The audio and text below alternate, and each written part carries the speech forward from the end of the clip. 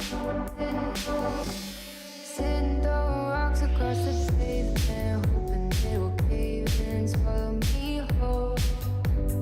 Wonder why my mind keeps on spinning. This isn't how living to me was sold.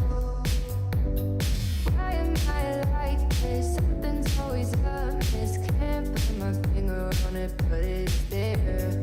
Wait for it to subside, but my mind won't apply. Waiting for the clear. Is it bad sometimes? I like it when I lose control. There's something in it that's so beautiful.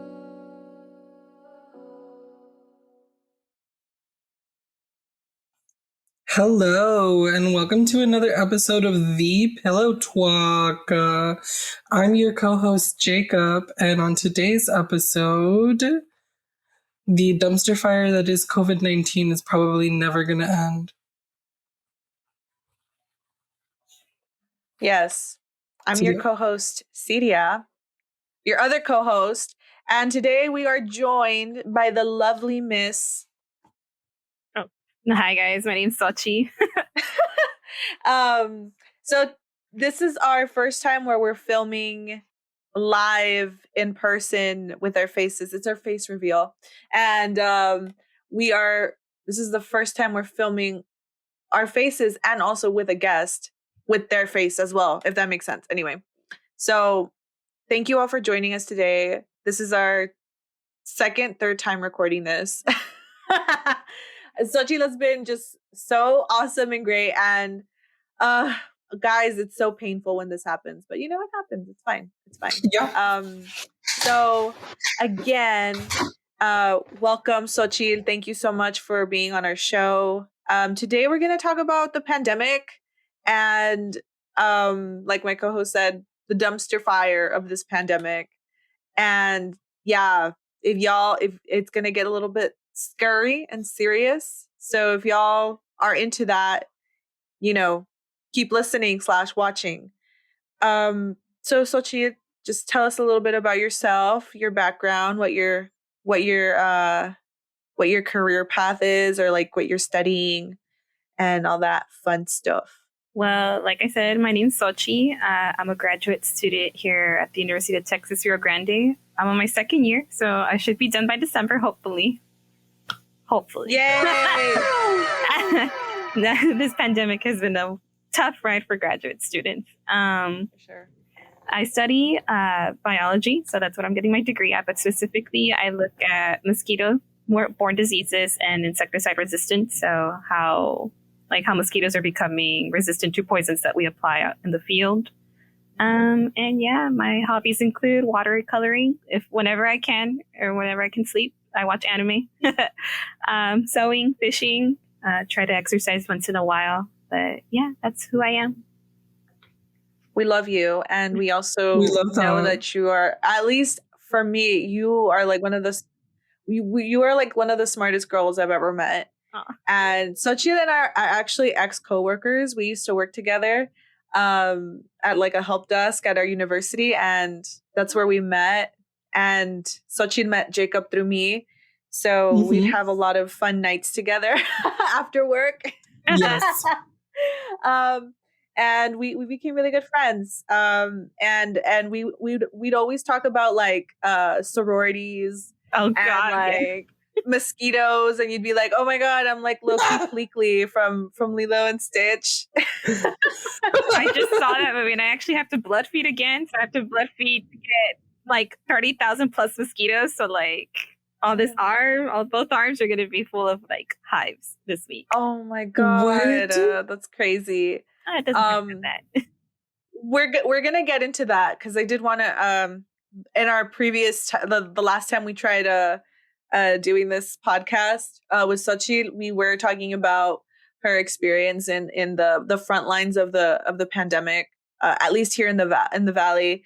And I did want to get into the whole mosquito thing because I just think it's so interesting. Like the way it's just like the way she explains things. I love it. Anyway, so Xochitl, we were talking about you in the front lines And I know that you were telling us that you had like your PPE, which is like your personal protective equipment, right?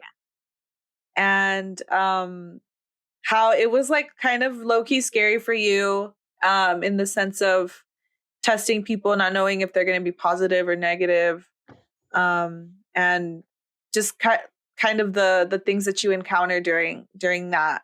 She was testing people like there at like a testing site at the university, right? Yeah, it was like the tents outside. They're still there. The nurses are still there. It's already going to be a year next month for them. Spring break is a year anniversary for them.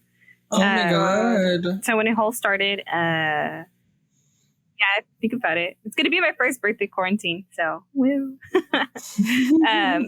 When it started, yeah, well, there was already a shortage of PPE because I think New York got hit first. Like the bigger cities got hit first. So there was like no like gloves, masks, anything. And like our face shields were shitty too. Well, they weren't shitty. Actually, it was like what they made was pretty ingenious. But like the theater students made them out of plastic. So that's what we had to use. And we had to dispose of gloves and everything. It was so hot. It was so hot outside. And then it was always cold. Like it was super random, like hot and cold. But yeah, because it was like during the fall as well, right? Where y'all were. Well, I wasn't out in the fall at that point. I was out during like the months of March through May in the front lines until I got moved into the lab when we upgraded and the university created it. But it was very interesting seeing like everybody there. Like none of the nurses ever got sick every time I was there. None of them got sick. I never got sick. But it was scary to deal with it because we had no idea what we were facing. Like we weren't completely lost because COVID is a part of the SARS family. So we do have knowledge on how those family work. But we still didn't know how it was transmitted, how transmittable it was, what were the symptoms. And then you also have to deal with people who are asymptomatic. So that means they are not showing any kind of symptoms. And those are the most dangerous kind because you think you're fine, yet you're infecting all these other people. Like up to that point, I knew that there was a virus going around. Like same thing would happen with Zika, like back in 2016 and Ebola. Like we were aware that it was spreading, but I didn't think it was going to come to the United States. But my lab was kind of keeping an eye on it. We're like, have you guys heard of this new virus that's happening in China? And we're like, yeah, you think it's going to come? Yeah, no. And then we started like seeing that it was making its way over here. And we were like, should we take it serious? Because there's this thing called the reproductive number. So it's how fast the ratio, it's like 1 to 2. So like if I'm sick and then I'm around you too, that's how fast the disease can spread. So it's not very contagious compared to other diseases. So like there's one, I think I might be measles, I might be wrong, where you sneeze and 16 people around you like automatically get it. Like it's, oh my God. There's some diseases that are like super contagious. So this one wasn't. Yeah, there's diseases. Yeah, diseases scare me. But, you know, we weren't too concerned. But then we realized it was coming. And I still remember like spring break, I was having a committee meeting with my professors, one who was like a virologist, my professor who's a medical entomologist, and a third professor who was from the USDA.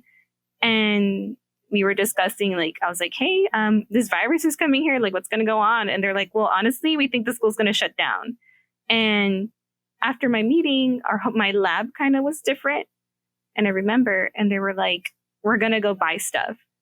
And because we had just gotten a call from our professor, because our professor is like, he works for he is the head of like the Center for Vector-Borne Diseases. So we study like insects that transmit diseases. So Zika, malaria, dengue. Other diseases too. Mm-hmm. And he works and he knows people from the CDC, and this particular person from the CDC, I've worked with him in the past, and he gets like a call from the CDC, and these epidemiologists are predicting this is a year from now, and their statistics have been right so far, but we haven't reached a certain number yet. And he said a year ago, what was it? It's going to be about 1 million deaths or so. But like half of America is going to be infected. And, you know, if you think about it, we're already almost there, you know, like we're reaching that. And they have the math. I don't do the math, but they have maths and software that can calculate this kind of thing. And they were right. You know, here we are a year later and we're almost reaching like a third of America kind of sick and dying, But that was the day I remember everybody was like buying stuff. And like, I had never seen, not even when H1N1 back in 2010 or Zika or Ebola came, like no one had ever reacted like this because this was just such a new disease and we didn't know. And so when I went in, it was very scary. Like I was like, are we going to get it? How's it transmitted? Or what are the symptoms? Because at that point, we just thought it was like the headache, the loss of taste, the loss of smell. And then like other symptoms were being added.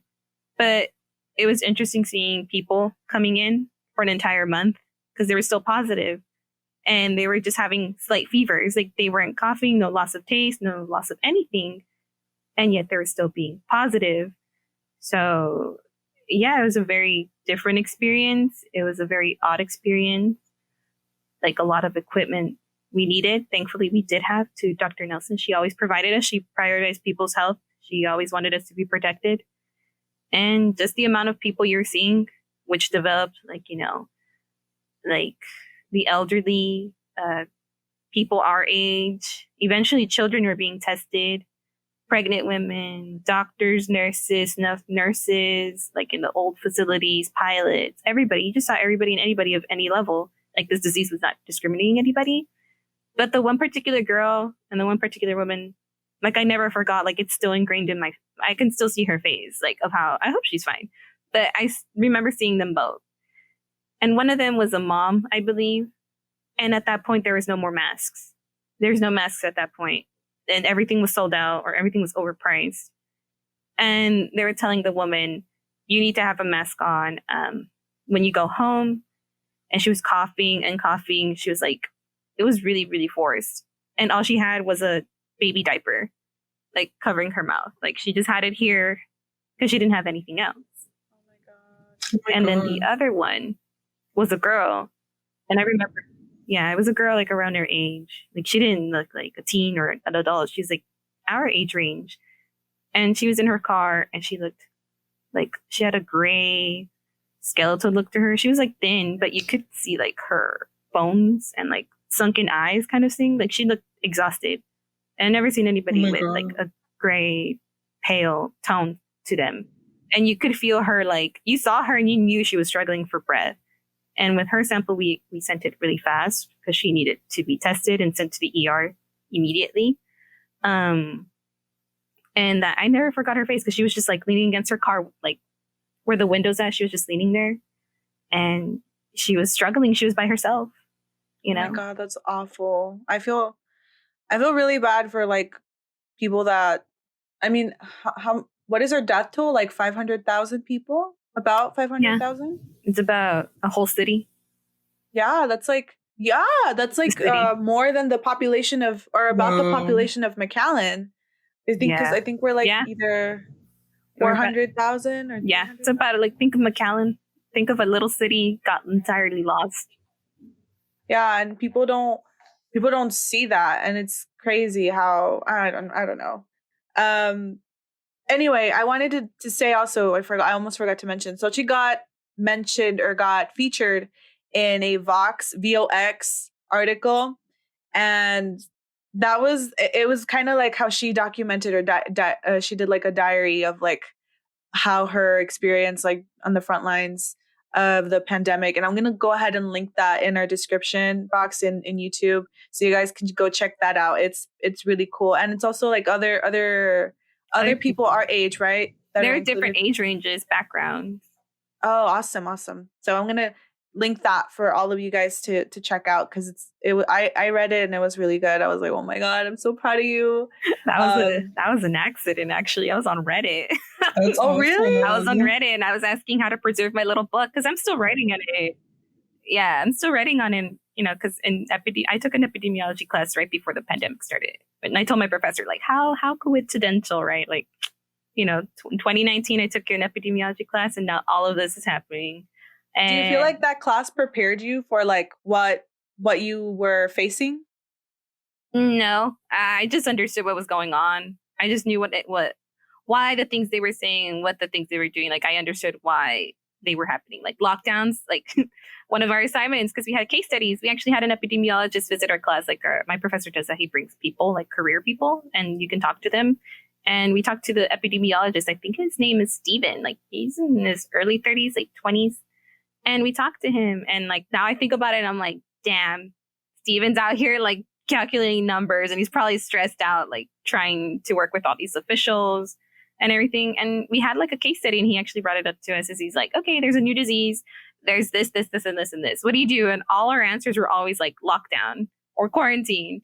But there's actually like other processes that you can do to prevent. But as we saw, it didn't work out. I'm more intrigued about the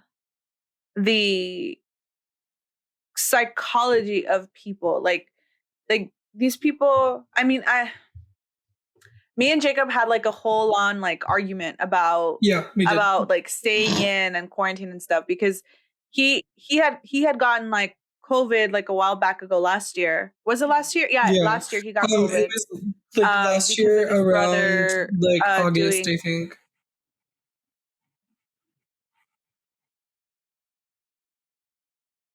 Hello? Well, it's because like, yeah. I thought you were gonna tell about your brother. I'll go on. So like I was taking everything super seriously, like with my family and like all that, because I lived with my grandma, and I also didn't want my parents to get sick or anything like that, because they were like the breadwinners at the time. I didn't have a job or anything like that. And I just kind of remember like after a while, my family kind of stopped taking it very seriously. My dad was taking my brothers to baseball practice, and I just kind of remember my brother being like talking to his girlfriend and telling her like, oh, I can't play baseball with like a mask on. Like it really, like I can't breathe, because my brother has anxiety. He has like really bad anxiety, and he can't be like in closed spaces. He also has like claustrophobia, and the mask would start getting him, like he'd start having a panic attack because the mask is like too close to his face, I guess. He's gotten used to it now, because we've told him like so many times, like you have to keep the fucking mask on. Like, and when when they started saying like, oh, we should be wearing 2 masks, like he was like, I'm not going to wear 2 masks. Like, and we would get mad at him. We'd be like, you have to wear 2 masks. Like, cause this is like some serious shit. And then he ended up getting COVID because of playing baseball. And it was extremely like irritating, because like I was following, the rules and everything like that. And it was pretty much all for nothing, because my family wasn't like encouraging my brothers to stay like safe and everything like that. So I kind of just felt like, you know what, like I'm just going to go and hang out with like one of my friends, like just one of my friends, because I know my friend also like was quarantining as well. And I know I shouldn't have done it, but I was also starting to go like really fucking crazy just being there at home. Like it was becoming very taxing on me. So yeah, like I got COVID because of my brother. So I mean, humans are naturally like social creatures. We're not meant to be inside at all. That's evolution. We were evolved to be in a community at all times. But I mean, if I could wear a mask in 100-degree weather, I was out in the heat in layers. Anybody can do it. I mean, I seen Walmart employees have it around here. Like, no, have it up here. But it's interesting. I mean, you would think after like 100 years of this field being like existing, we would know what to do and how to do it. It's just so difficult. I mean, it's different in every country. If you look at like certain, like I think China went into lockdown like immediately, but their government provided them food and they didn't have to worry about that. And they were really strict. Like I think I remember seeing this, people were escaping. Sometimes it's not ethical, like what they do, right? Like you can't do that here in America. You can't put roadblocks and things like that. But there are some places we can take a good look at, like Australia. Australia doesn't have masks anymore, and it's so strange seeing them do that. I have some friends like online that are in New Zealand, and they mentioned that they were going to a Comic-Con. I'm like, you're going to Comic-Con in the middle of a pandemic? And they're like, oh, we only have 5 cases. Like, it's strange hearing that, but like, oh my God, their countries followed their health experts. And We didn't. I'm wondering, like, Sochi, do you think things would have been different? Like I know people have to go to work. Like, I remember we mentioned, like, people have to go to work. People have to, like, go out and, like, make a living, right? And people were so, I think that's what induced the panic buying, was that everyone was hearing lockdown and people thought we were, like, going into, like, a nuclear winter where, like, we weren't going to, like, see the light of day in years, when it was actually just like 2-3 weeks that we were going to just all be inside. Do you think that if the government was like, okay, y'all are going to be in lockdown for 3 weeks, National Guard, nobody's allowed to leave their home, because there's always going to be, like, that one person that's going to want to leave. Yeah. Like, everybody in quarantine, National Guard, fuck you guys, nobody leaves. And we're also going to give you, like, money in case you want to, like, if you need anything in the event of you need to go to the store, you can, and you can get stuff. But, like, other than that, you can't leave your house. Do you think it would have slowed things down for sure? Or? No, a lot. There's statistics that say, like, if you're able to quarantine, it stops spread. Think about, like, the Black Plague in the past. If you were quarantining people, because it's like human contact. I mean, this disease is like, human to human. It's kind of like I think the reproductive numbers too. So, like, if I'm sick, I can get you too sick, and that's the problem. People are socializing a lot, and that's, like, spreading it. So it's kind of like you have the, what is it? Exponential power. That's the best way I can explain it. So it's like, I get you sick. Okay, now you two are sick, but then you get 2 other people sick, and then 2 other people sick, and it goes on and on and on. And you're having, like, what they're called super spreader events, like parties. We see them all in LA, Florida, New York, even I'm pretty sure we saw some online as well. Downtown is a super spreader event, and there's not, people aren't clean. And, there's, like, social media influencers who are having, like, COVID parties. Yeah. And they say, oh, well, we get people tested. People the fast, here are rapid tested. Ones? Yeah, the fast testing? rapid test. Don't do those. Those are not accurate as fuck. They're not. Yeah, and that's the problem, because people they think that just because they tested everybody, that it should be fine. But studies show, or at least from what you have told us, that even though you're tested in that moment, doesn't necessarily mean that you don't already have it. You know what I mean? Yeah, actually, my professor got mad at me for that. Because I worked in the diagnostic lab, and I actually went out with the people who worked in the diagnostic, and we were all tested. And he was still like, and he is right. He was like, I taught you better. And I was like, I am sorry. Because I'm like, he'd known me for 3 years. So it's a different, like, not. Oh, everything. you went out with the diagnostics lab? Where'd y'all go? Went to Coast. Don't ever go there. They were not wearing masks. That's another thing. That restaurant was not wearing masks. The guy had. I do not like it, and they overcharged me. So do not go there. They're a restaurant. I have an ex that works at Coast. Ooh, he's gonna be mad that we're saying don't go there. No, don't go there. Honestly, there's so many fucking restaurants that I'm upset at, and it's actually a big problem. Like, you were telling us about Chili's too, were they? Yeah, well, they were doing a good job back then. Like, they were having every other booze, and I was like, okay, I'm a little bit okay. We got some 6 feet. We got some, we got some space. But recently I went on Sunday and it was crowded. And I told my friend, I was like, no, we're not going out at restaurants anymore. We're only going to restaurants that are, like, allowing social distancing. But even then, it's kind of like my professor said, because my manager, like, she's known my professor for, like, years, almost like a decade, I believe, maybe less. Mm-hmm. But she posted on, like, her story, and I was like, bro, he's gonna see. And he saw me. I had a meeting, and he was like, I don't care that if you got tested and you were negative, you could. I taught you in class that, like, even if you're tested negative today, you could develop it tomorrow. So you may have still had it, but you can still pass it on. So he is right. Even though rapid tests, when they're not as efficient, I know there's people spitting. There's a spit test or something like that. I don't trust that one. Oh, yeah. People were charging $100 for that one. I remember my mom. She's like, "Should I get the spit one?" And I was like, no, because, like, if you think about it, it's like from the stomach up to here. Like, that's not where it's hitting you. I was like, get the most accurate one is the RT-PCR, the nose swab. Yeah. But yeah, you get passed on, you develop it. This disease is very contagious. It's a level 3. It's a level 3 agent. So that means it's like on the Ebola, I think, is level 4. West Nile is like a level 3. And so a level 3 requires like PPE, isolated areas. Right now it's a 2 because we need to test it and diagnostic and everything. But it's a very contagious disease. And now that people were socializing, it mutated, So there's a California variant. There's a Florida variant. There's a South America, an Asia one, and the UK, right? UK variant. South Africa, I think, also has one. Like now, there's so much people straight like partying that there's now specific states that have a strain. That is like so frustrating, and that's like what I was trying to tell Jacob because, like, I get my nails done just like once a month. I had a tattoo done last week, right? Or no, not last week. It was like February, beginning of February. Yeah.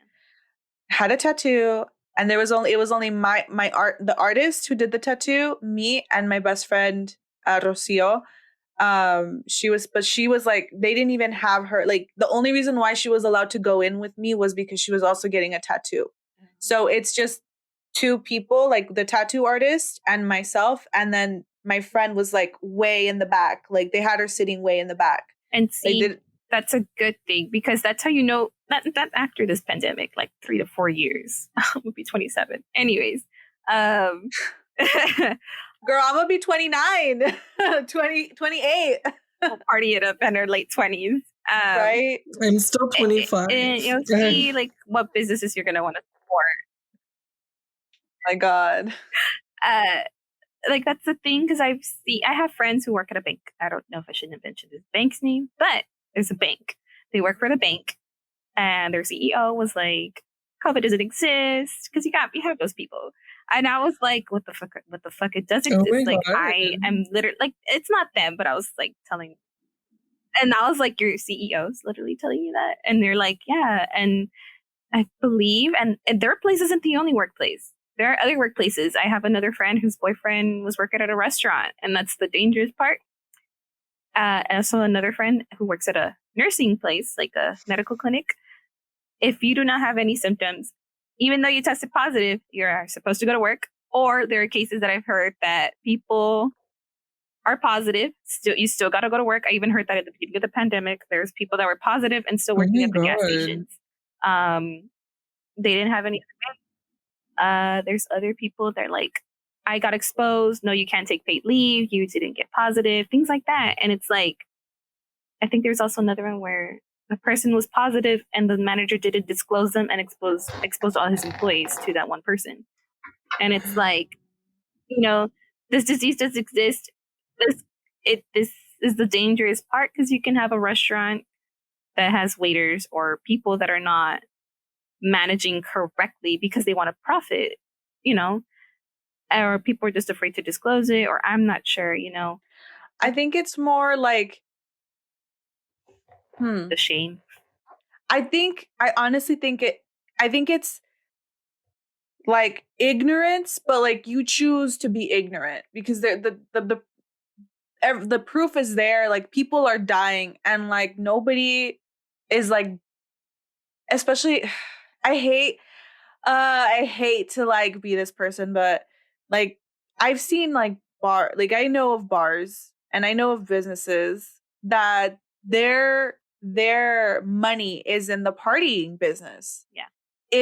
That's how they make their money, which I'm not shaming anybody. Like I'm not mentioning any names, but I know of bars that are like, no, I'm not going to say it. I'm not going to say it because I feel like, no, I mean, like, I don't want to get in trouble, but I've seen people promoting to go places to like, oh, go here, go there. Like, come visit us. And I'm just like, what? No, I've had a family member who went clubbing and she got COVID from there. I have people I've known who've gone to the gym. The gym's not even social distancing. I've seen people not even wearing masks at the gym. No, they're not. And I'm like, my family member got sick. I got coworkers who got sick from going to the gym because other people were not following protocols. And it's ridiculous. I also knew there's people that are like so adamant about partying that I believe there's a club in our area that was open during the lockdown, that's when everyone was mostly like, all right, we're going to do this. And they were still open, no masks. People were sharing drinks. And it was Oh my God. ridiculous. Like, there's so many people out there that are not paying attention and they don't think like it's not that bad. And I'm like, it's not bad because you haven't gone through it. Yeah. You know, like you haven't seen it. You haven't seen the people struggling. You haven't seen babies get it. Babies, like there, when I was outside, there was a baby. It didn't have COVID, but it did have tuberculosis. So now you have other people that are susceptible, Oh my God. you know, that don't know that they're sick or vulnerable. And like, imagine somebody has COVID and you give it to a baby who already has TB, who didn't know it had TB. Like, there's so many situations that are going on. Like, I understand people need to work, but this could have been resolved. All my professors that I've taken classes with, they were like, yeah, this could have been resolved easily, like back in April, if we had all. It's so frustrating because it's like we're spending. And you know what? I don't really care. Like, if for teenagers and for like little kids, like I don't care. I mean, they're not gonna miss out on much, right? Mm-hmm. But us as like young adults and like later adults, like in our 20s, specifically people in our 20s, these are supposedly supposed to be like the best years of our lives, and we're stuck in the house, and it's so frustrating to me when I see people hanging out with other people, or like they're going to restaurants, even if they're like following social distancing, even if they're wearing masks, because I'm just like, the only thing I ever do for myself is get my nails done, and that's once a month. I don't go and I don't see people. Like I don't hang out with anybody. Like actively hang out with people like more than one time a week. Like I don't do that. And for me it's like I feel like I'm like wasting my life. Or like I'm just here rotting away like a corpse, you know, and I don't do anything. Like this podcast literally was born out of like me and Jacob talking on the phone all the time, and like and our friends being like, y'all should make a podcast, it'll give y'all something to do like on the side. And this is literally how this podcast was born, out of this pandemic, and the fact that we're wanting to help people and wanting to keep people like informed about mental health stuff and like fun, you know, also fun things, and also like pandemic stuff and all these things. But it's just really frustrating when and Jacob said, well, you already broke the rules. You already went to go get your nails done. You already went to go get a tattoo done. Why can't you just, hang out with people? And I'm like, well, it's one thing like when you go and get your nails done, because one, there's like a shield, like a plastic shield in between the nail tech and myself. We're both wearing masks, and there's not a lot of people in the salon. It's very limited to how many people can be in the salon. And then when I got my tattoo done, again, the artist and myself were wearing a mask, and it was at my ankle. So we were like far away. We weren't like together. And my friend was really, really, really far in the back. So it's like, and the times that I have gone out where we did have a party for one of our friends for his birthday, we were all wearing masks. We were outside. We were social distancing or whatever. And one time I went on a date inside a restaurant with a mask. I felt awful after those two instances. And I was like, you know what? I'm not going to do this because I don't want to be part of the problem. But at the same time, it's like you said, we're social creatures. Like that's, you know, people, we survive on social interactions with people, not just like on the phone and not just like through camera, but like actual going out and you know, even just going out to eat. You know, something as simple as that really makes a difference. And when you're going through a breakup during a pandemic, it's like even harder, because it's like, oh, well, at least like before the pandemic, I could have gone shit-faced at our nightlife, you know, here in the Valley. Yeah. and I could have forgotten everything in one night, and that would have been fine. And I would have been able to move on like a lot faster. But now it's just like, now I'm just sitting here in my house with the memories of like the past relationship.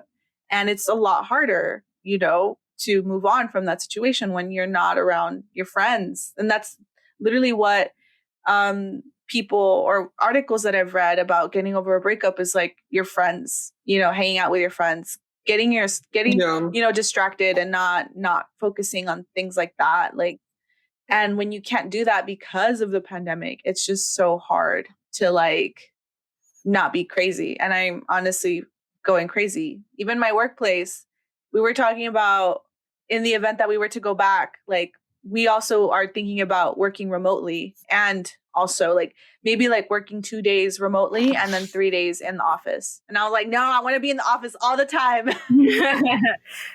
Yeah, I mean, it's hard. It's difficult. I mean, like I said, it could have been stopped like back in April, but we didn't listen. Or, education is also a big thing. People don't pay attention in biology, or people say that it's fake. And that I've actually gotten upset so many times because people are like, it's a propaganda, it's a pandemic. And I'm like, yes, let me drop $10,000 on a fake degree. Yeah, I'm an MLM person. Like, what the fuck? No, like, we don't study this just to, we study this because we love it. We love learning. We're so curious. We want to find answers. We all have our different specialties. Biology is important. It's not perfect, but it's important. It helps us be alive, evolution, even if you're religious. I have professors who are religious, compared to me. I have a professor who I think he's Mormon. Could be very wrong. And he's an evolutionary professor. And he's like, yeah, it's a conversation that people need to have. These professors are religious. They're Buddhist, Hinduist, Christian, and they do all the stuff, and they have, religious values, and they still, believe in this, and they trust it. It's not going to be perfect. Science is not perfect. That's why we say with like the vaccines, it's not 100%. We can never say it's 100%. It's always going to be that one variant that's going to be wrong, and there are so many things we need to learn. But I think it's because of education. People don't trust it. There's people here in the Valley. They're like, COVID's fake. Who's paying you? And I'm like, why? Like, well, who's going to pay me? If I would have been paid, I actually never got paid for what I did. I only got $2,000 for working from March till August in the front of the front line. Wow. And it's been the same with other healthcare workers too. They're leaving because they're not being appreciated. They're not getting hazard pay. There's so many people that I've heard they're not getting hazard pay or paid enough. And people are leaving because you get frustrated. Like, I think I remember the entire time I've only been told thank you once. That is the only time, and it was from George, from where we used to work at. Yeah, he was the only one to tell me thank you for the entire. I'm gonna bleep his name out just in case. Yeah, it's okay. Yeah, it's fine. But he was the only one who told me like thank you out of everybody. And like a lot of the times, I'm glad that nurses and everybody's in there, but a lot of the times people forget the scientists. We're also in a different front line. We're in the front lines of like figuring out how this damn thing works. So nurses can do their thing and help, like, and a lot of times it's like a big problem. That's they were even asking for nurses to go to New York or the East Coast because it was really bad and they needed like as many nurses as possible. And in this podcast, we believe in science. So we're so grateful to our frontliners, to all of our nurses, our doctors, our scientists, our epidemiologists. And that's why we're having you on the show, Xochitl, because I feel like out of anybody that I know, that's like you could understand both sides of the coin.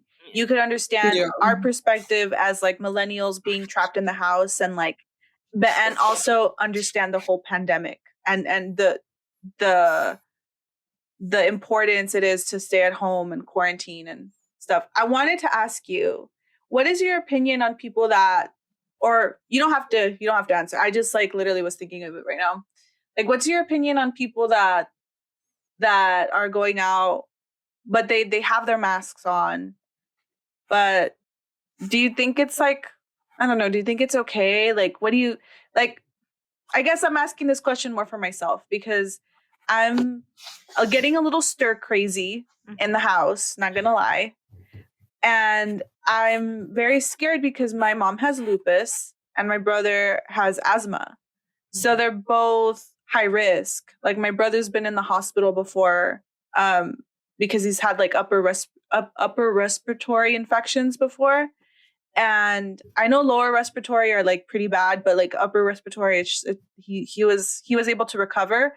But it just scares me to see that that I could be the person to bring COVID into the house. It already happened once before with my ex-boyfriend. His family got COVID because his dad worked at the mall, and there was an employee that was sick there, and they caught it until the very last minute, and then they shut everything down, but it was too late. And my ex-boyfriend didn't know that he had it until the week or we hung out on Saturday, and then it was like either Monday, Tuesday, he got tested and he was positive for COVID. And I had to like self-isolate myself in my room for like 2 weeks with a mask. I mean, and it was hard. Yeah. It was hard. The guilt. It's the guilt. Like, you know, it is. It's awful. It is. Anyway, go on. Sorry. It's okay. I understand, because it's like my mom got COVID, and like I never ironically got it. I never got it at all. I was around her 24/7 taking care of her.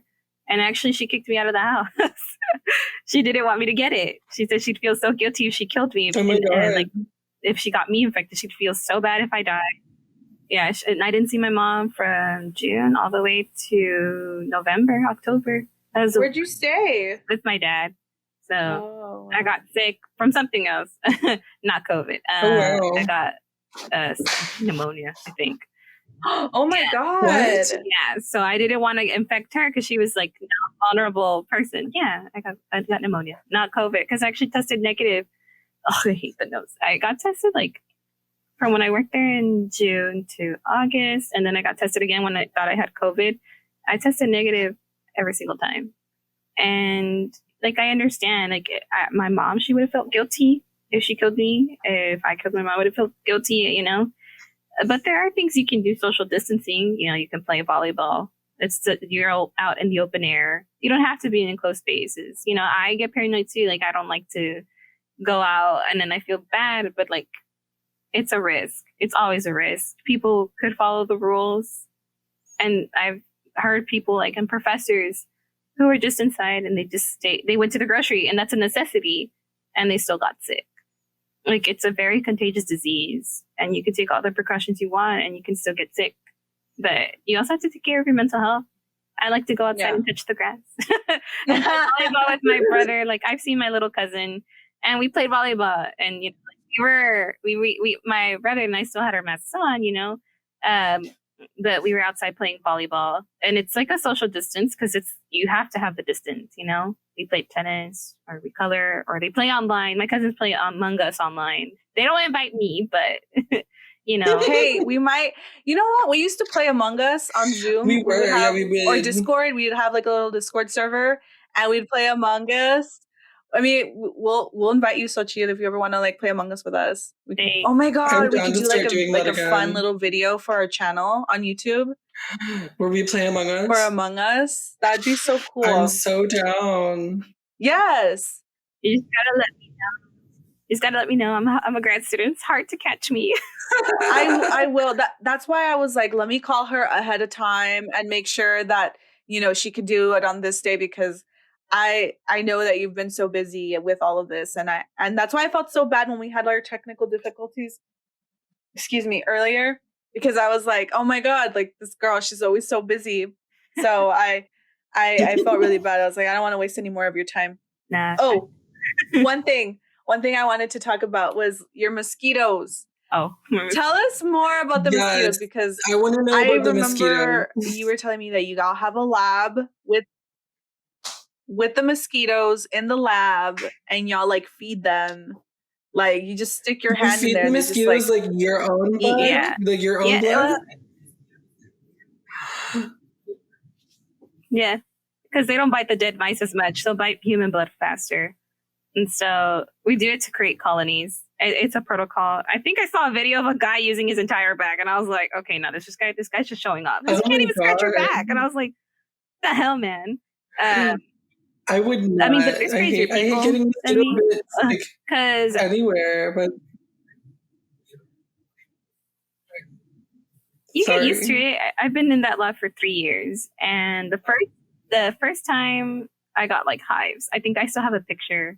They have a picture of me blood feeding, and then after a while, like recently, And I don't have any more scars. I think, Cydia, I think you saw my arm, how it was, right? Yeah. It was like scars for like 2 or 3 I saw months. it. Yeah, and you have to leave them for like 15 minutes. But I found out, like, depending on the species, like the species of mosquitoes, because they're not just one. There's like 24,000. They're all equally dangerous. Well, not all equally dangerous, but they all transmit diseases. But the ones that I have fed, the 2 species, Albopictus and Egypti, they transmit disease, but the ones that we have don't have any. But Is that an Egyptian mosquito, Egypti?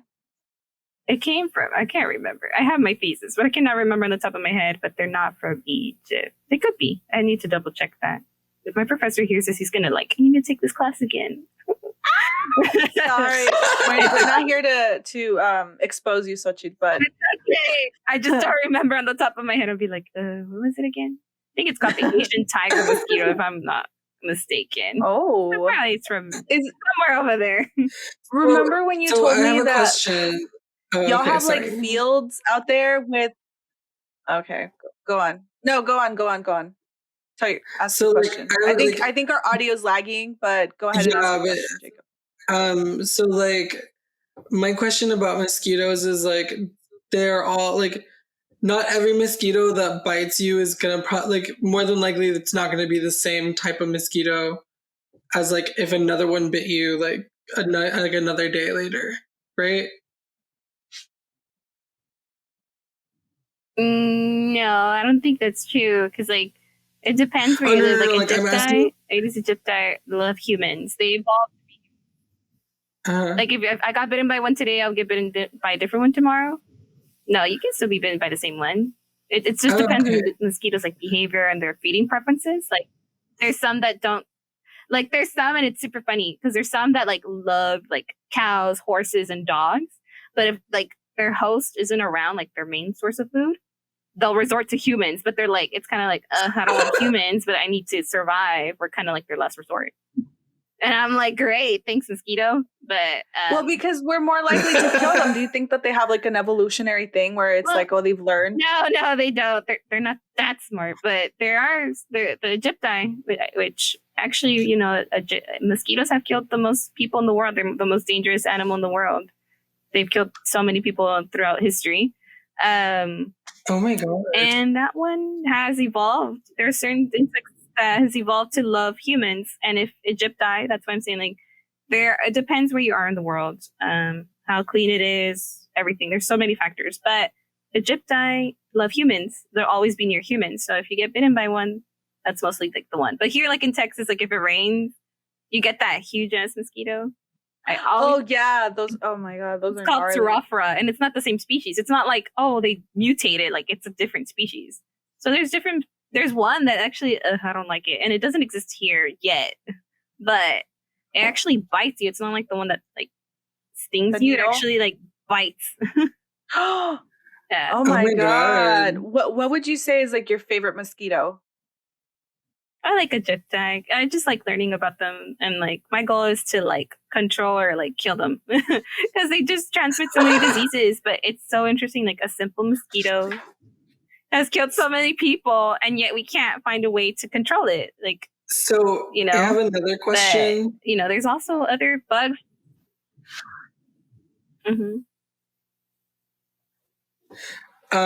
Yes? So my other question about mosquitoes is, what are mosquitoes' purposes? Like do we actually need them in our ecosystem for anything, or like if we were to like imagine we found something that could just get rid of all mosquitoes, like what would that do for like the world, I guess? We get asked that question all the time, and even my professor said we don't know their purpose, or we don't know what would happen if you get rid of them. Like it's kind of like dragonflies eat them, but like they also kill like a bunch of animals. So, like it's like we don't know what would happen. We don't know their purpose. And it's kind of like the chain reaction of them like being killed out. It's like uncertain. Yeah, I mean, but on one hand, they kill so many people and animals. So wait, dragonflies eat but we don't know. Mosquitoes? I've heard people say they might pollinate. Yeah, like they eat them. But like I've But also is heard that like like mosquitoes, their? because male mosquitoes, depending on the species, it's a part of their food, but that's not their primary food. Oh, okay. It's kind of like mosquitoes, like the girls only suck the blood, not the guys. So that's another thing that they're having. They're like, male mosquitoes might be able to pollinate as well because they eat sugar. So they get on the flower, they get the sugar, and then they fly off. So they think they're also pollinators, but we just don't know what happened. Yeah. That's Medical crazy. entomology is very interesting. It's very, yeah. There's also chagas. There's another bug. I think you guys have heard. Maybe chaga's a kissing bug. I don't know if you heard. Oh, yeah. Oh yeah, Yeah, that bug also one on my evolved to look back. humans. They'll find it human. Oh my god, no! You need to get tested. I always see people with ticks and stuff, and I'm like, y'all need to be careful because, they have the like it's called T. cruzi, like it's a parasite. Like the kissing bugs carry parasites, and kissing bugs are in the valley. It's I think Chagas it was the disease. kissing bug. Oh, you're infected, beach. Girl, I looked it up what it was. If it and was gray, either, it probably was. No, it had like orange, like it had like black and orange, like I don't know how to explain it. Spots? Yeah, I guess. Yeah, they're not spots. They look like streaks, like Just black be and orange. careful. Yeah, I know. No, but we did look it up because I was like, oh my god, like what is this? You need to show me a picture. I'll look it up because my friend was like, this is either a kissing bug or it's something else. But he did scare the shit out of me because I was like, am I gonna die? Chagas disease is a real thing. You can, but like I remember asking because there's so many fields in science that people don't really talk about, and medical entomology is one of them. And I remember asking this professor from Mexico. Yeah, we talk to international people. Yes. And there was a guy from Mexico. I asked him, and I was like, it's so easy to prevent some of these diseases. That's the funniest part, so easy, so simple solutions. And it's like Chagas disease in those areas that are like, they're mostly in poor areas, their infrastructure is not the best. And just simply improving their infrastructure with cement, would decrease the chances of getting Chagas like a lot.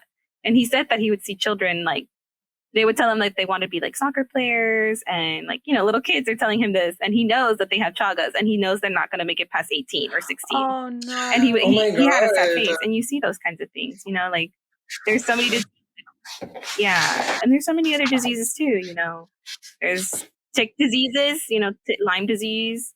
Like I remember this guy had a bullseye in the back and he got bitten by a tick, and I was like, did you get treated? He's like, oh, my doctor said it's a spider bite. I was like, homie, that is not a spider bite, that's a tick bite right there. There's so many things, education's very important, but it's an interesting field. I like it just because it's like, it's diseases that like target the poor the most, here in the valley. In the summers you get bitten a lot, and people get sick or they don't know that they're sick. And, a lot of people don't even know we have this area is a tick quarantine area. They don't know that.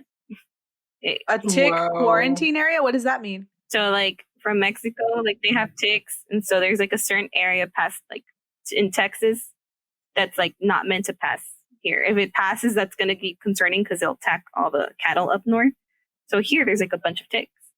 I don't think they found diseases yet here, but there are ticks here, and it was a problem in the past because it damaged a lot of cattle.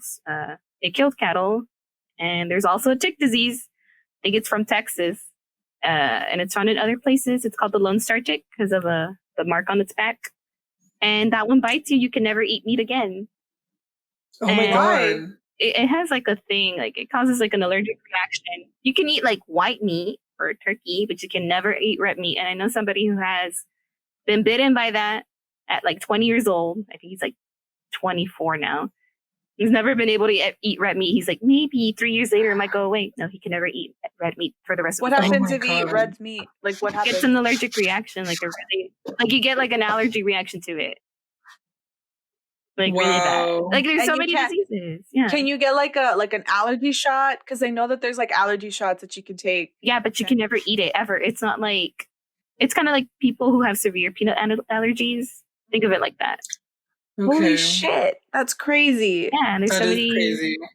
vector-borne diseases and zoonotic diseases. I think that's what they're called. And COVID, they believe it's to be a zoonotic, which comes from an animal, and it jumped to humans, and it's like a big problem. Wow. Like these food markets, you know, we don't know if it came from a food market, but I don't know if you've seen the movie Contagion. No. Yeah, Yeah. I've heard of it. I was Yeah. gonna Same. actually be like you would think that people would learn from at least the movies, right? Well, actually, Contagion, they actually consulted epidemiologists. What happens in there is actually, you know, the process of what happens. People were like, they predicted this 10 years ago. And I was like, no, they didn't. This is knowledge that we have. Like, Yeah. they said it started in China because of the SARS, I think SARS. So when in the 2000s, they modeled it after the 2000s. Same thing. China never told us in time. They kept it a secret. They didn't tell everybody because political images, they didn't want to look weak. That's why it started in China in the movie. It's not because they predicted it. It's just information that they have, you know. And the quarantine, it's a little bit dramatized and sped up. But if you think about it, we're barely at the vaccine rate of the movie. The fall of society takes a long time. It's not going to happen instantly. But Do hopefully you think not. society's gonna collapse? Like, I mean, it already did, kind of, right? Yeah. What happened on Capitol Hill? Yeah, that was I was like, nah, we're not gonna reach that phase. And then I was like, oh, okay, that's what we're Let's just throw in civil war while we're going in the middle of a pandemic. A Let's little just make it civil fun, insurrection to make it. And then spice it up a little bit. Yeah. make it spicy. I have that another movie's a pretty good example question. of epidemiology. Mm-hmm. No, I have a question. I want to hold on. Oh my I had a god, question. fine. Okay, so remember, we're fighting over Xochitl. So I remember you would tell me, like, whenever we had like some downtime when we were working, where you would tell me that y'all have like fields out there where you have like little like cups. They're like like styrofoam cups, and you have like eggs, right? Are they eggs? We collect eggs from the wild, yeah. Oh my god, that's so crazy. Weird. And then also you had to wear like special leggings or something. Or you wore leggings. No, or jeans. Or you wore leggings one time and then like your legs were like covered in like mosquito bites. Oh yeah, because I wore short leggings that day. I was like, regret. Because some cities don't spray. And some do. Like where I live outer city limits, they don't spray at all. But some places do spray if it rains. I hate going when it rains because like that's all emerge and they're all hatching. Because I think they can stay alive. They can be in egg form until it rains for months. They can do. Oh really? That's crazy. Yeah. You won't have as many, but still. Yeah, I do think diseases are very interesting. Like there's a tick disease that freaks me out the most. It's a level 4. I think it's called Crimean Congo fever. I may be wrong, but that one's super contagious because it can be passed from animal to human, and a simple touch from that person, you can get it. Like, oh my god! Just somebody touching you? Yeah. Yeah, like where did that that one's in where Europe. Is that now? That's in the east side of the world. It hasn't made its way over here because we had to do a paper in class, like a disease. Like there's plant diseases too, and like we could do whatever disease we wanted that had to be like from an insect. And I did it on that, and I read it, and I was like, we had to predict what would be the next pandemic or what could be the next pandemic based on what our disease is. Like Zika wasn't a big deal in the past. It wasn't dangerous at all. It existed in Africa all this time. But it got concerning because in 2016, it became concerning because the babies were getting microcephaly, and that was a symptom that was never presented in people who got Zika before. So these diseases are evolving. People are traveling a lot more, because of globalization. You got climate change, deforestation. Is there like a risk for you, like in doing like these mosquito outings where you go out into the field and you get the mosquitoes and you get bit? Is there like a risk for you to get like malaria or dengue or well, malaria isn't here. Yellow fever isn't here anymore, but dengue is a possibility. We did have a dengue outbreak in the summer, but it got overshadowed by the pandemic because that's when we were at the peak. West Nile was here, and there was also dengue outbreak too. So we hadn't seen one here in a while, but I don't think it spread to people. Do you think people confuse dengue with COVID? Like some people that were like, oh, that we're showing like dengue symptoms, they confused them with COVID maybe, and that's why there wasn't like a lot of. Well, like in reality, like a lot of doctors don't know about zoonotic diseases. So like there's a lot of not that all of them are like this, but there's a lot of doctors that don't recognize vector-borne diseases. Like when I went to the doctor because I had a weird bite on my arm, and they were like, I don't know what to do. I didn't even know that was like a mosquito bite, and I was like, oh. All she did was give me a tetanus shot because I work in the field. So Oh my God. So like, I do believe entomology should be as important, but yeah, there's some risk, but it's not as big. You know, I go out there. There's a risk for me going out in the front lines. There's a risk. There's always a risk. And they train us on those risks, and we do as much as we can to protect ourselves from those risks. Like a level 3, like a BSL-3 agent, I got the PowerPoint, and you have to be so careful on what you wear, how you go, how you touch things, how you remove things. Like it's a whole process. And a level 4 is even like difficult. Like it's a special lab, and those labs, I think UTRGV has like a level 3, but UTMB has a level 4.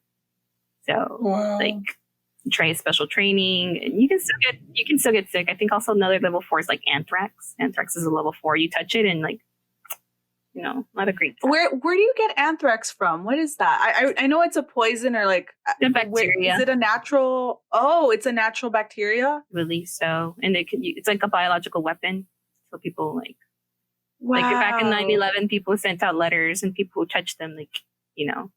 So you just have to touch anthrax, and that's it. Yeah, you sometimes breathing these things. It's kind of like, you know, certain diseases work different. Oh no! Yeah, diseases work differently. Each disease has its own pattern, its own methods, its way it's spreading. It could evolve, just as we're seeing the strains. They're more contagious now. Yeah, it's a very interesting field. Oh my God, Xochitl. That's so crazy. Okay, Jacob, ask your question. Mm-hmm. What, like, after you're done getting your master's degree, what are you going to do next? And what do you want to do with your future? Like, what do you want to do with, like, all this information that you learned about, like, mosquitoes and about COVID and about, like, everything that you're learning? Like, what do you want to do with, like, the rest of your life, pretty much? Oh my God, my brother asked me that a couple nights ago. Put her on the spot. I think it's so what do you want to do with the rest of your life? The reason I'm asking the question is because you keep saying things like some doctors don't even know about some of these vector-borne diseases or like stuff like that, and it's like you would make an amazing doctor. Like, do you plan on going to med school? Like, do you want to have do you want to become a doctor? Like, no, oh my God, because I feel like if like I would feel so much like better going to like if you had your own practice, I'd feel better going to like your doctor's office if you had like hypothetically speaking if you had one, because like you know about all of this extra stuff that apparently I had no idea some doctors don't even know, like, you know. And there's times where I get sick and I go in and I have been told like several times like by doctors, oh, I don't know what's wrong with you. Like, we're just going to give you like an antibiotic. Yeah. Or here's some like pills and like you'll feel better. And it's like, yeah. Bro. If there's like so many problems in the field, in medical field and in like science, and there's people that are working on it. There's a course called One Health that like connects all aspects of like the doctor, the scientist, the diagnostics, everything together. And they're working on, that's a new thing that they're working on around the world. But I do not want to become a doctor because of the problems in there. It's so expensive. I gave up that dream like back in 2015 because it was so expensive. It's like $320 for an exam. I do not have $220 to take an exam. It's also rigged. You also have to have money to go to these schools, pay for your scores, do volunteer work, and you have to know doctors. You have to have like connections. And I didn't have those connections. And even like people are like, you can do it, you can do hard work. I did go to those hospitals in person. I did go to those clinics in person, and I could never get a doctor to allow me to shadow them ever. And it was so hard because you have to have clinical experience, volunteer experience, all this experience. And I could never get my hands on it. it wasn't until like my sophomore year I got like a fellowship from actually a really prestigious place. I got it just by chance. It was like the Howard Hughes Medical Institute. They gave me like a fellowship that actually got me interested in science. And I love science a lot, but there's also like a bunch of racism, like not from my lab. My lab is amazing, full of women. Like it's actually really rare to have a lab full of women, but it's like the pandemic made me realize that like I'm tired. It's like all those other nurses that were quitting. Like you're not appreciated a lot. It's not a good pay. You're on, and I suffered through the pandemic actually because of the money being going into COVID. All these other fields have gotten grants cut. So other people's employees have been like, you know, we lost employees. Like we used to have 12 and now we're down to 3. And that was like in 2 years. And it's common every time there's a new disease, like you get a lot of money. When Zika was like a thing, people poured a lot of money. It's kind of like sensationalism in a way. People are like, all right, pour it in. But there's just so many like problems in there. And it's like, doctor, it's just so expensive. I cannot, and I can't phantom, like, I want to live my 20s. Obviously, I'm in a pandemic, but like, I just can't go through it. It's so much for me. I can't. I want to be selfish in that way. PhD was also another route I considered, and people have told me that, like, you know, you'd be really amazing at a PhD, and I was like, thanks, you know, to be a professor, that would be cool for you to be a faculty at our university. But they also don't get paid great. Like when you're in their PhD, like they pay you. But I have heard so many PhD people being on food stamps. Like they don't get paid a lot. Yeah. Wow. These are things that people don't talk about. And there's also like racism and classism. Like I remember I went to a conference and it was like, there was a women's luncheon. I went because there was just free lunch. And I went, and it was like an eye-opening experience. I did not like it. And it was kind of like, I didn't see any women of color there a lot, you know? And they tell you to go to STEM, but no one is there for you because no one's resolving these issues. It's not up to me to resolve them. It's like, they need to actively work on it because I have heard so many racist things. I'm not going to name them, but I've heard racist and sexist things come from some certain professors, and I'm just like, oh my god, you're doing this, and they give you all this money. And when I went to the conference too, there was a bunch of professors like that. Like I was glad I was not there when it happened, but I remember my colleagues, like my lab mates, overheard it, and there's like some lady like blasting off saying like racist stuff, and I was like, are you kidding? There's people from Nigeria, from Africa, South America, Asia, Korea. There's people internationally at the conference, and they were saying these things. That's crazy. And it's kind of like, what? And like even when I was there, I was talking, obviously I look Mexican out there, I look different from everybody up there, but they weren't paying attention to me. They wouldn't acknowledge me, but they would acknowledge my white, you know, counterparts, like, you know, them. Wow. And it made me feel less. And I had to call my parents and be like, Mom, Dad, like, this is the first time I'm really experiencing, like, and it wasn't even a big thing. It was like, just, they were just not acknowledging me at all. It was subtle, but you felt it. Yeah, it was like a wall right there. And people would stare at me when I would talk to my parents in Spanish on the phone. I mean, I could understand the people that were there, which was pretty cool. Like they were from like Panama, and I overheard them talking in Spanish, and I could understand every single word. But even with the women, it was like I had only met one other person of color. She was Brazilian. She was from Brazil, and she was there in the table with me, and she was the only one that was like, not that she was only nice to me, but she could like understand me. And I said that, like, we were talking about issues. So there's ageism that's an issue as a woman, you know, it's hard. Like, they're either considered too young, you're not experienced enough, I won't hire you, or you're too old, I'm not going to get you. Like, it's really hard.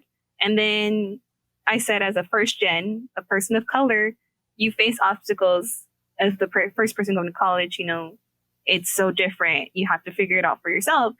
And it felt dismissive because they're like, oh, well, I was also the first person in my family to go too. And I'm like, yes, but you don't necessarily go to the same struggles as a person of color does, you know, like, yeah, it's so different. It's similar, but it's like also very different. And it was kind of dismissive. And like, I couldn't really get words in. It was also like them versus like, and not listening. as much. Yeah. Yes. But the Brazilian, she was studying to get her PhD, and she reached out her hand. She's like, I hope you do well. You know, it was kind of like a moment of like connection because she was the only one who technically could understand me. And she probably had it more difficult than me because she came from a different country, you know? And that was like a moment of like, oh my God, I don't like this. And there was also creepy professors. Like they don't understand the word no. Like we bumped into one at a bar and he would not stop hitting on one of my friends. Like no means no. And he got kicked out of the bar. And that's a professor. And some professors are also rude. You know, that's why they say like a mentor is so important. It doesn't matter if the mentor's important because the girls they were telling me and the ladies they were telling me that their professor disregarded her mental health like so badly. Like there's a lot of problems. And I just do not want to go there because I also experienced like sexism to the max. It was really ridiculous. I was yelled at compared to my male counterparts. You know, it was, I would be yelled at for the tiniest mistake and it wasn't even like a grave mistake. I could be working my ass off and I was like a good worker and I still would like get the brunt of it. And so did my other female colleagues too. You know, there was a lot of favoritism, sexism, you know, not much racism, but it was ridiculous that I was like, I can't continue this anymore. And in the pandemic, I started realizing like, yeah, I'd be really great in these fields, you know, but I also want time for myself. I need to be selfish for myself. I have done so much. I have contributed a lot, like, I guess, to the progress of mankind. I went to the front lines. You know, I did all the diagnostic testing for all the state of Texas. I've done research and I just haven't had time for myself. I've been in school for 6 straight years. And I was like, I do want to become a medical entomologist, but I just can't survive anymore on spend another 6 to 7 years on a low paycheck. You know, like I have dreams to do, travel, people to meet, fall in love. I haven't been in a relationship in years. You know, like I just sacrifice so much. And I think I'd rather just become a teacher and actually teach these kids like in a different way and appreciate biology and apply it to different points of their life. And yeah, it's a big problem. That is like, honestly, I feel like teachers, they, especially for like children in particular, like K through 12, they plant the seed. You really do plant the seed of interest and you're molding the minds of the future. And honestly, like I couldn't think of anybody like better to do that than you. Like honestly, like I would, if I were to ever have kids, I'd want you to be their science teacher, their biology teacher, or like, you know, in that field, like, because I hear people like that talk down to teachers. I feel like during this pandemic, I think teachers, nurses, frontline responders, everybody involved with the pandemic, and also like the teachers as well, like they've been hit the hardest because you know you're essentially working virtually and you're trying to get these kids motivated to learn in the middle of all of this bullshit going on. And I feel like being a teacher is really hard, but it's very rewarding. And I admire you, Xochitl. Really, really do. Me too. And it's true. And when you go into these fields where there were predominantly ran by men, us women, we are, it's kind of a given that we're going to be exposed to sexism, you know, and ageism and all that stuff, because it's like these, like, what was it? It was like NASA, and there was like these 3 Black women who like helped. I don't remember exactly what they did, but they definitely contributed a lot to the program. The to coding NASA. stuff? Yeah, coding. Yes. I've heard about the movie, but I haven't had the chance to watch it. But they never got any credit up until now. Yeah. You know, can you imagine like a woman and then a woman of color, you know, in a field where it's predominantly run by men? Because usually the science field, it's like, you know, you think of men, Bill Nye the Science Guy, like, hello, you know? So So it's just sucks. It sucks, but I really hope that one day, like, your efforts will be appreciated, and they will be, because you've done so much, and at such a young age too. You're like 24, 20, 24 25. next week. 24. Yeah, you're 23 years old. Oh So my god. it's like, girl, you've accomplished so much. Like, I'm just in awe. Yeah, I had to reflect on that, and I was like, Literally, wait, shit, I've done a lot. Like, people see my CV and you're like, how old are you again? Your Yeah, story so it's a far, lot, but from what you told us, is like so amazing to think of. Like yeah. all the stuff that you've done this past year, it's been like a really big thing, to help out not only the valley but just everybody. Like, it's so amazing to think of. And yeah, like Cydia said, like I would love, like, if you are gonna end up being a teacher, if I had kids, like I wouldn't think of anybody else who'd be like an amazing science teacher or biology teacher. Thanks. Yeah. You're gonna be Miss Estrada. Yeah, ain't no man gonna take my Yes. fucking degree. I'm not changing my Yes. last name. It keeps Oh, yeah. I love Awesome. Yeah. I mean, science is very interesting. It's a lot of people.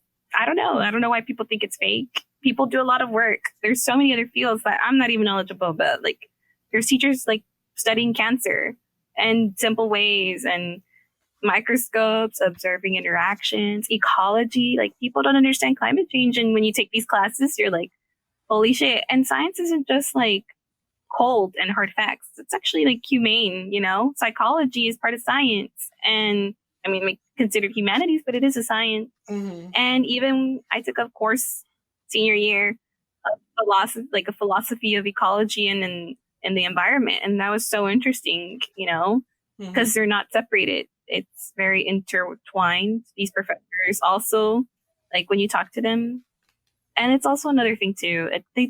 People tend to dismiss people like of indigenous backgrounds, and I always remember at the same conference, this PhD person was presenting on, I believe, malaria, and we have like superstitions here. Like, if you get in the rain, you get sick. That's a belief we have here. And I believe in the village that she was in Africa, they said that it's similar to ours. If they get wet in the rain, they're going to get sick. And she dismissed it. And it's like, you shouldn't be dismissive. There is maybe some truth to these stories.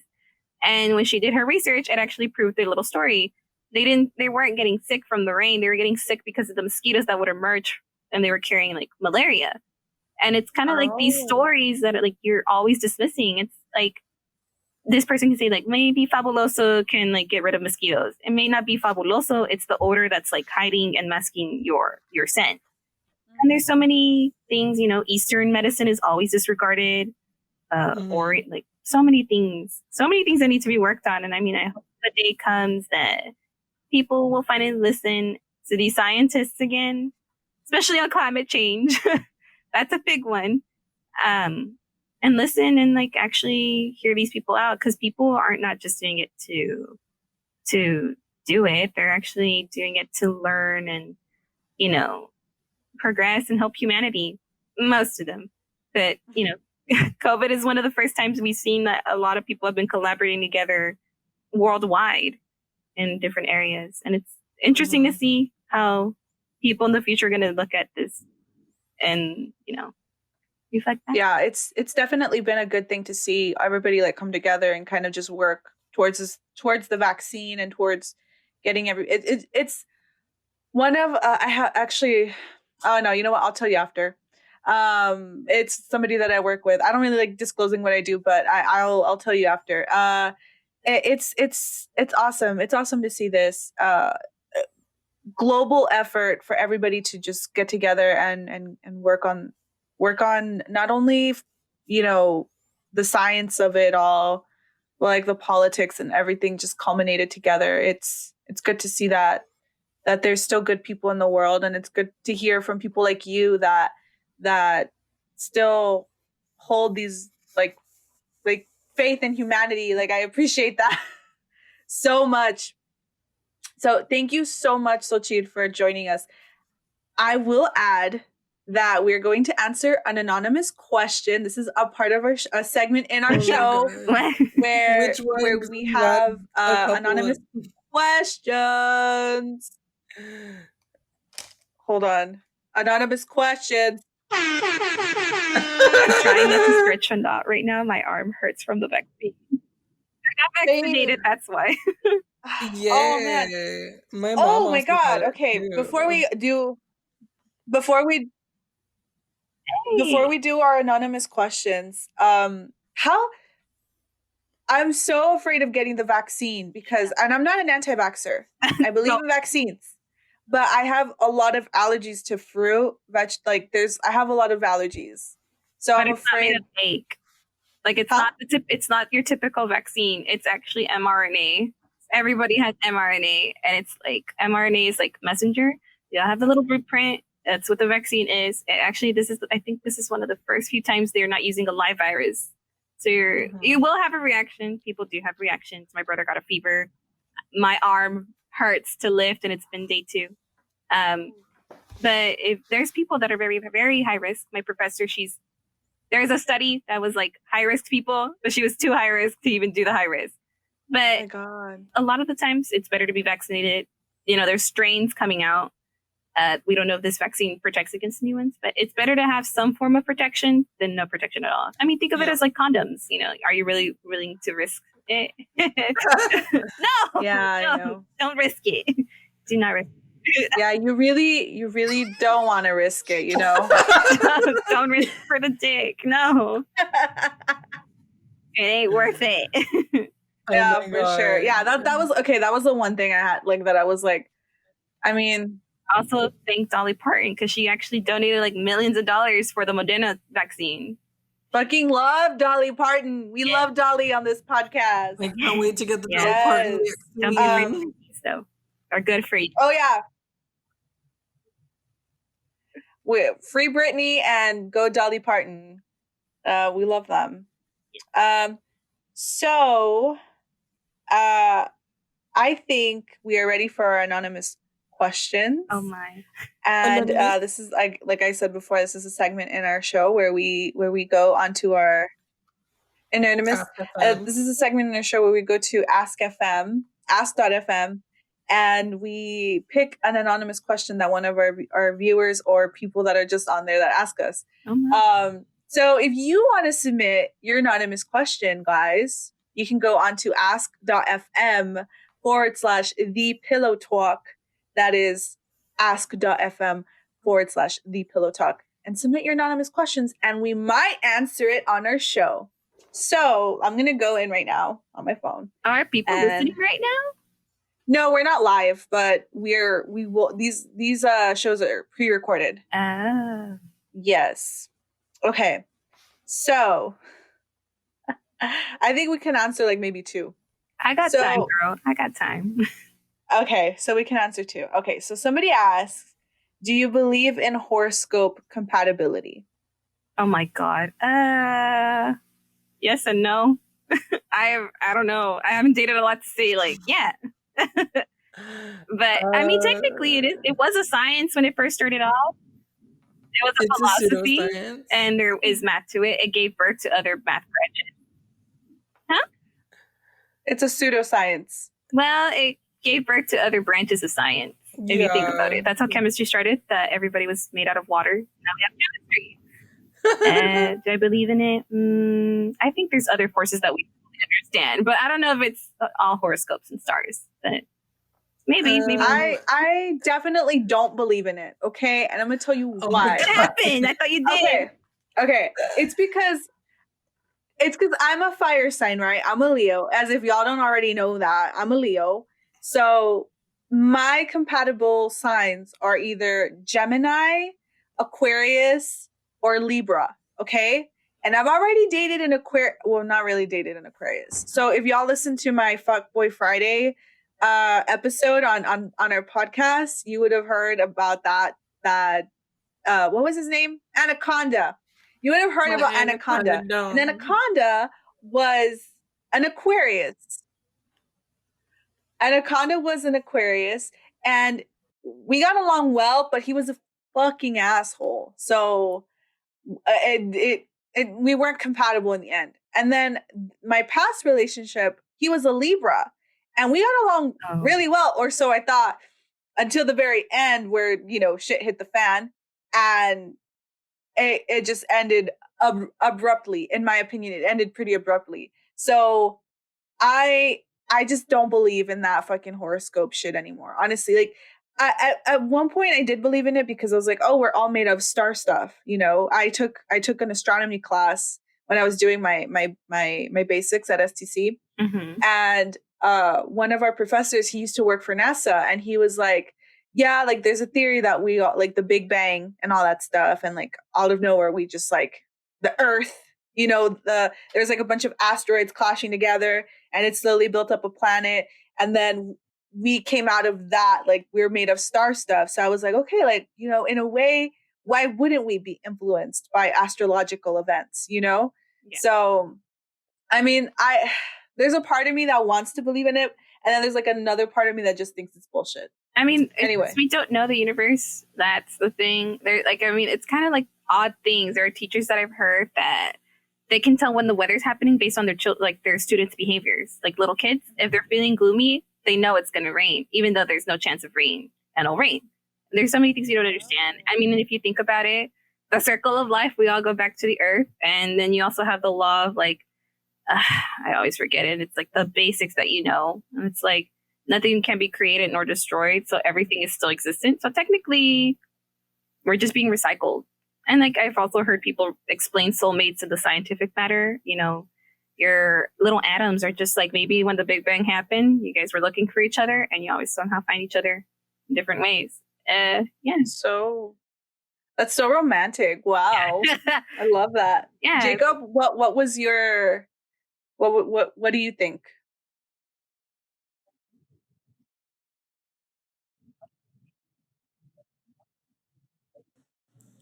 Hey guys, editing Cedia here.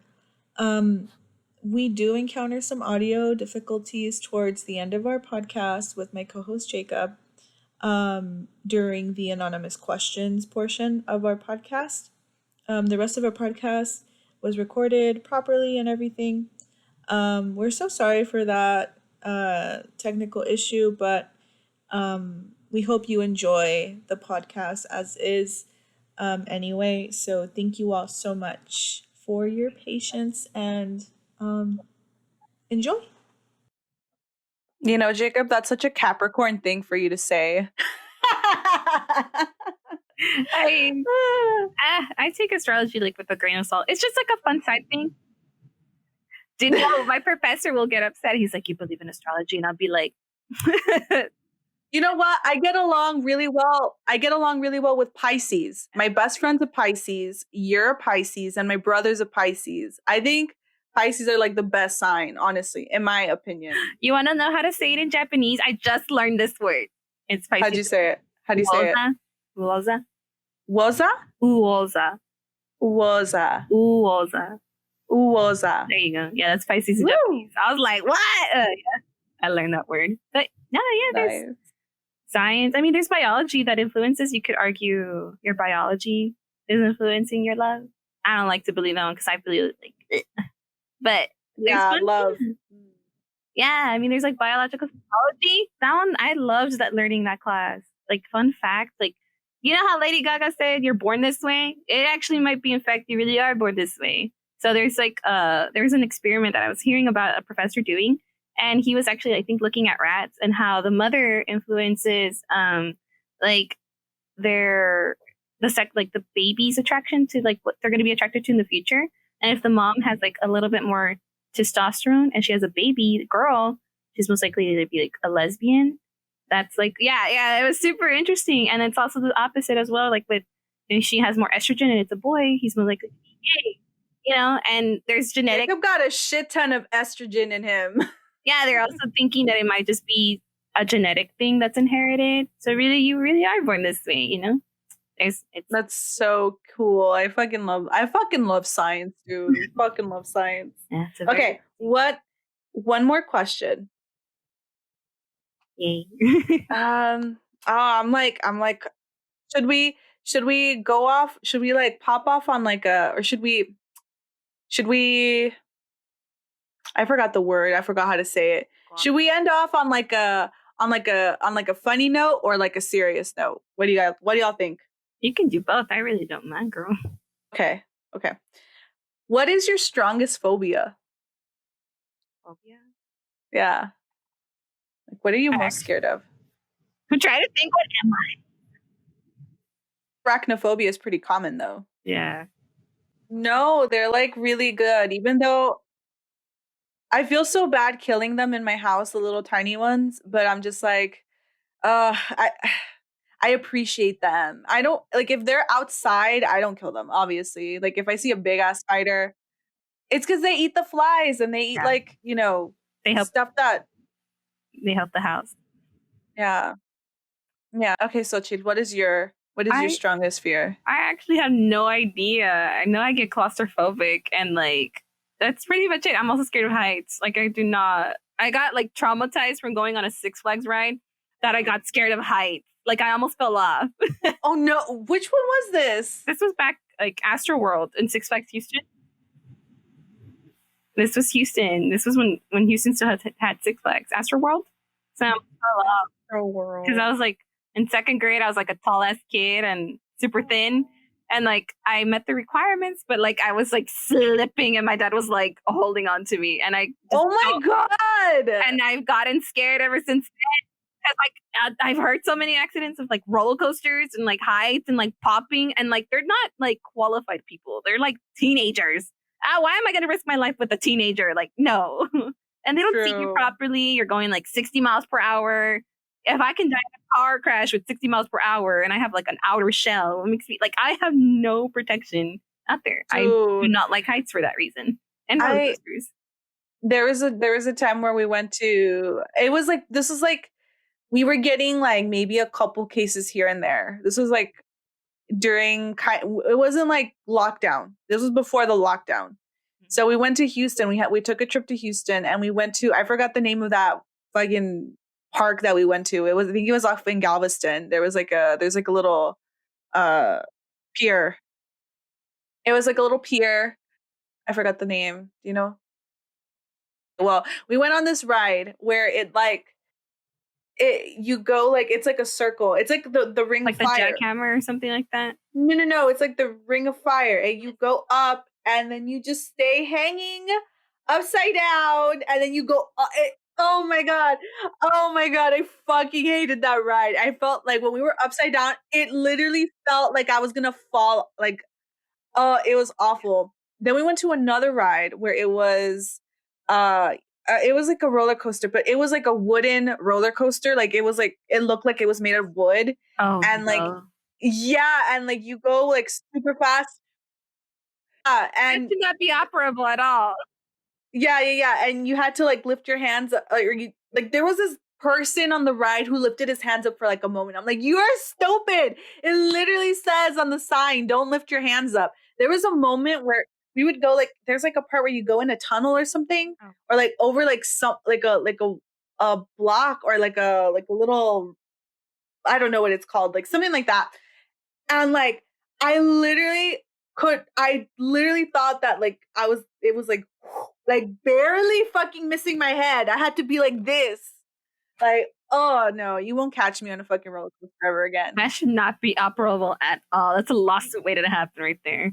Honestly, yeah. Oh my God. You know what? And I have to take like a pill or something because I get motion sickness like really bad. Oh, I do too. And oh man, I'm gonna have to like be heavily medicated while going on those fucking roller coasters. I love the adrenaline rush afterwards. No, he won't. He won't appreciate that. He's very like shy when it comes to people. He has like a lot of social anxiety. So one of my strongest fears that I've had since I was a kid up until now, me, a 25-year-old grown ass woman, I cannot sleep with my fucking closet door open. It has to be closed. Like if it's open, I will just look into the dark. abyss, and I will literally just die. I remember one time my mom told me that when I was a kid, my mom should have had me fucking exercise as a child, I think, because she found me in front of the closet. She would like, the door was open and I was sitting in front of the closet and I was talking to somebody, apparently. And my mom was like, "Who are you talking to?" And I'm like, "Oh, I'm talking to my friend in the closet." I think I was probably talking to Jacob or something. I don't know. So I don't know. I was like just talking to my closet. So I was like maybe like 5 or 6. I was little, and my mom caught me. I'm like, "Mom, if I were you, I would have left my ass. I would have just left. I would have been like, nope, fucking demon child." I did that with my cousin. We saw her like all 5. Like it wasn't even like 2 of us. It was like a good group of us. Like we saw her and she was like maybe like 4. And she was in the room and she was like talking to someone. We're like, "Who are you talking to?" She's like, "Right, I'm talking to my friend." We all got out of and we left her behind. Yeah. Like, no. We're not gonna go through a horror movie here. You stay with your friend, girl. I'm not messing with none of that. Yeah. Well, that's one of the, well, we went ahead and mentioned our strongest fears. So we are out of time, unfortunately. And we just want to thank Xochitl again for for coming onto our show, and we really appreciate you sharing your knowledge with us and sharing about your life, and really, really, really appreciate everything that you do and everything that our first responders, nurses, teachers, everybody during this time that is like really, helping society move forward. We really appreciate each and every one of you. So keep doing what you're doing. Y'all are fucking heroes in my eyes. No Yeah. problem. This was fun. Hopefully we can do this again when, like, after the pandemic, like after all of this is over, we'll come back again and be like, okay, let's aftermath. 4 years from now, let's make that. Oh my God. Do you really think it's going to be 4 years? Really? I think Fauci said that we might be wearing our masks until 2022. Bruh, I'm not even gonna go without a mask after this. I'm keeping it on. Oh man, that's anyway. But it was good. It was good having you on. And to everybody listening, thank you for listening to our podcast. We really appreciate it. We're, I think, about 10 episodes in already into this podcast, and we never thought that we'd make it this far, because it honestly, it's a labor of love to get all of this put up and set up. And Xochitl saw a little bit of it, like how much we we go through just to get these things filmed and up for you guys. At the end of the day, that's it is a lot, and we do really appreciate everybody who's shown us love and support. And go ahead and follow us. Oh, Xochitl, do you want to plug your social media? Oh my God, follow me on TikTok. I blossom 8 peaches. Yeah, I'm almost close to 1,000 followers. I'm doing also a YouTube channel as well. Oh my God, I forgot my YouTube channel name, but I'm planning on starting one and doing anime reviews on there soon. Send me all of your information, Xochitl, so I can include it in the description box. I will. And y'all can find her there. Well, I'll go ahead and link Xochitl's TikTok, her Instagram, and her YouTube channel. When she has that up, I'll go ahead and plug that in there too. I'm also accepting sugar daddy applications. Please help support the student. Oh my God. Yeah, sugar daddies. Hit your girl up. She's really smart and self-sufficient, and she needs the extra cash. So there you go. But yeah, follow us. Go ahead and follow Xochitl on her social media platforms. At the, or what was it? The Blossom Peaches? Blossom 8 peaches. Blossom Peaches or 8? Oh, Blossom 8 Peaches. Yeah. So like the number 8. At TikTok, and go ahead and follow the Pillow Talk at Twitter and on Instagram and on all platforms where you can stream podcasts. We really appreciate all the engagement, and we really appreciate every single one of you. So thank you all for listening, and we hope that everybody's doing well and staying safe during this time where it's been really crazy. So keep going, y'all, and stay safe. All right. Bye, guys. Bye.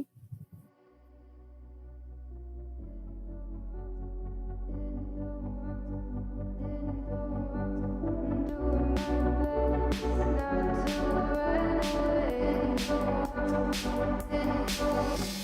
Sitting throwing rocks across the pavement, hoping they will cave in and swallow me whole. Wonder why my mind keeps on spinning. This isn't how living to me was sold. Why am I like this? Something's always amiss. Can't put my finger on it, but it